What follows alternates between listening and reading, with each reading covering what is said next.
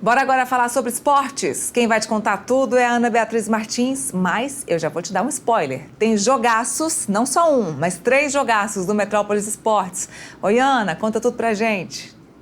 Oi, Neila, boa tarde. Vamos começar então com mais um Boletim de Esportes. E nada mais justo do que a gente começar falando do líder Botafogo, né?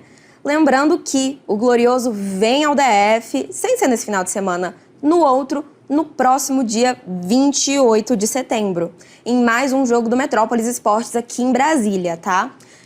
Aqui, o Botafogo vai enfrentar o Grêmio, mas nessa rodada, o Fogão venceu o Corinthians por 2-1.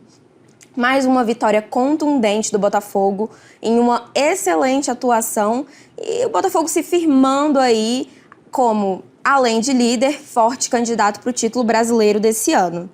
E aí, continuando nesse giro da rodada do Brasileirão, né, a gente vai para o jogo do Vasco, que também vem pro DF, tá?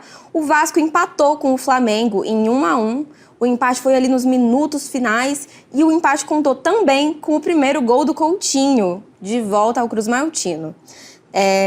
O Flamengo abriu o placar ali no segundo tempo com a Arrascaeta, mas o Vasco acabou chegando ao empate, que foi importantíssimo nessa luta do Vasco aí na subida no Brasileirão. E o Vasco vem pro DF para enfrentar justamente o Palmeiras, que é o nosso próximo tópico.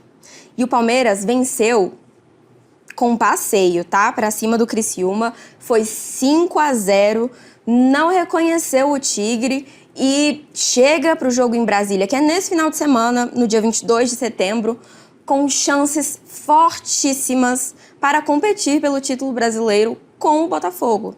Então, assim, a gente vai ter um jogo muito importante para o Vasco, que vem aí nessa subida, tentando se firmar ali na luta por uma vaga na Sul-Americana, talvez até na Libertadores, tá? E o Palmeiras aí na briga, subindo, para tentar caçar o líder Botafogo. Continuando, falando ali da ponta da tabela, Neila, a gente tem esse empate do Fortaleza contra o Atlético, tá? Aqui, que já foi um resultado mais negativo para o Leão de Pici, que também está ali na caça ao líder Botafogo. Teve a chance de assumir a liderança provisória do campeonato no sábado, quando jogou. E ainda assim, não conseguiu, levou o empate do Atlético e perdeu essa chance de encostar ali na ponta da tabela no líder. E aí a gente traz um assunto ainda mais delicado, tá? Para você que nunca superou aquela derrota para a Croácia da seleção brasileira na Copa do Mundo, o Tite também não superou, pode ficar tranquilo. Após o empate ali nos minutos finais do Flamengo com o Vasco, na entrevista coletiva, um repórter perguntou ao Tite, como quem não quer nada, se o gol do Vasco nos minutos finais o trazia uma lembrança daquele gol da Croácia, que também foi ali no aleluia, né, no final do jogo. E aí o Tite ficou chateado, tá? Não gostou da pergunta do repórter e falou, cara, com todo respeito que eu tenho por ti, não pode abrir uma ferida de uma coisa passada para uma coisa recente e atual, senão ela fica meio desumana. Então, essa memória aí que foi trazida à tona não pegou muito bem com o técnico do Flamengo não, tá? Para ele, o gol da Croácia e o gol do Vasco não tem nada a ver. Por último, a gente traz uma fofoca com cafezinho, né?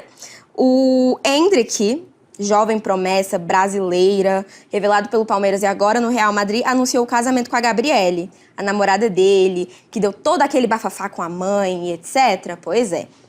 Eles anunciaram o casamento hoje, através das redes sociais. Ali no início, eles colocaram a foto, tá? A gente pode ver aqui esse anel gigantesco, bonito.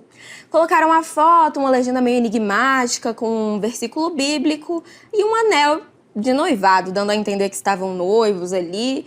E aí, depois, eles atualizaram a legenda e colocaram ali que, enfim, estavam casados.